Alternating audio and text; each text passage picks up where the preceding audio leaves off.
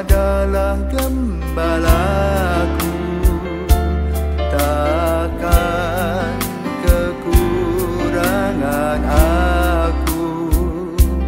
Ia membaringkan aku di padang berumput hijau. Saudari yang terkasih, selamat pagi. Salam jumpa lagi dalam Sabda Siap Saji, Selasa 16 Januari 2024, hari biasa, pekan biasa kedua. Marilah kita berdoa dalam nama Bapa dan Putra dan Roh Kudus. Amin. Allah Bapa Raja Maha Mulia, kami bersyukur kepadamu karena Engkau senantiasa memimpin umat-Mu menuju keselamatan. Semoga kami senantiasa bertekun mendengarkan sabda-Mu dan melaksanakannya dalam kehidupan kami sehari-hari. Dengan pengantaran Tuhan kami, Yesus Kristus Putra-Mu yang hidup dan berkuasa, bersama Dikau dalam persatuan Roh Kudus, Allah sepanjang segala masa. Amin. Inilah Injil suci menurut Santo Markus. Dimuliakanlah Tuhan. Pada suatu hari Sabat, Yesus berjalan di ladang gandum, dan sementara berjalan, murid-muridnya memetik bulir gandum. Maka kata orang-orang Farisi kepada Yesus, "Lihat, mengapa mereka berbuat sesuatu yang tidak diperbolehkan pada hari Sabat?" Jawab Yesus kepada mereka, "Belum pernahkah kamu baca apa yang dilakukan Daud ketika ia dan para penggiringnya kekurangan dan kelaparan?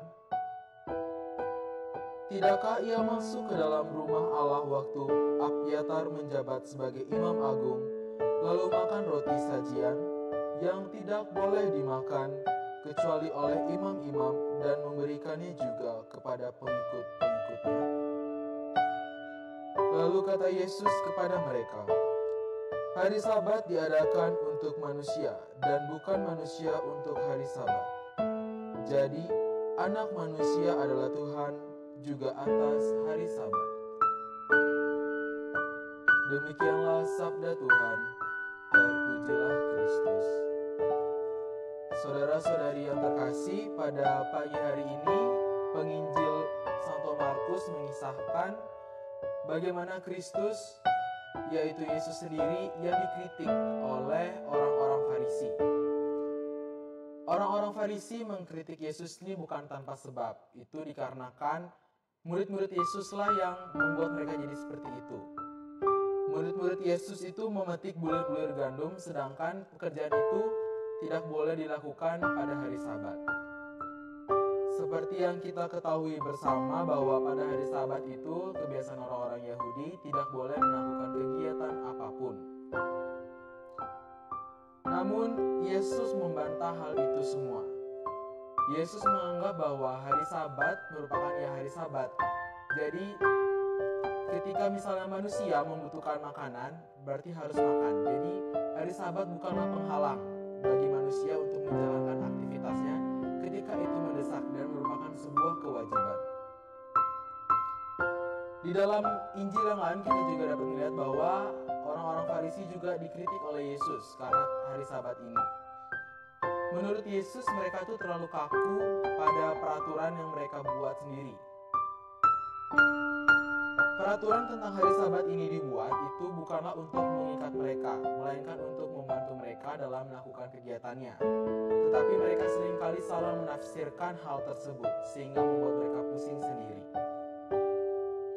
Maka dari itu di sini Yesus menekankan bahwa hari Sabat diadakan untuk manusia dan bukan manusia untuk hari Sabat. Dari sini saja kita sudah dapat melihat bahwa manusialah yang mengatur hari Sabat itu sendiri, bukanlah hari Sabat yang mengatur manusia. Kita sebagai seorang manusia seringkali merasa tertekan dengan peraturan yang ada. Kita sering sekali diatur oleh peraturan tersebut. Padahal kita juga bisa mengatur peraturan tersebut jika kita dapat merefleksikannya dan mereferensikannya dengan baik.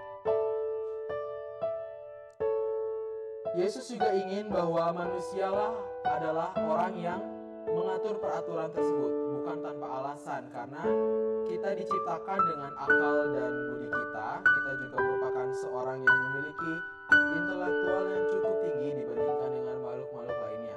Maka dari itu, Yesus ingin kita lebih bijak lagi dalam menanggapi suatu permasalahan yang ada di dalam hidup kita ataupun yang hadir di dalam hidup kita ini. Maka dari itu, pesan yang ingin saya sampaikan kepada kita semua pada hari ini ialah kita harus dapat melaksanakan apa yang menjadi kewajiban kita, dan kita juga harus melaksanakan apa yang menjadi hak kita. Janganlah kita sampai terkekang oleh ego kita sendiri ataupun kita terkekang oleh suatu hal yang mengikat diri kita sendiri sehingga kita tidak dapat membantu orang lain.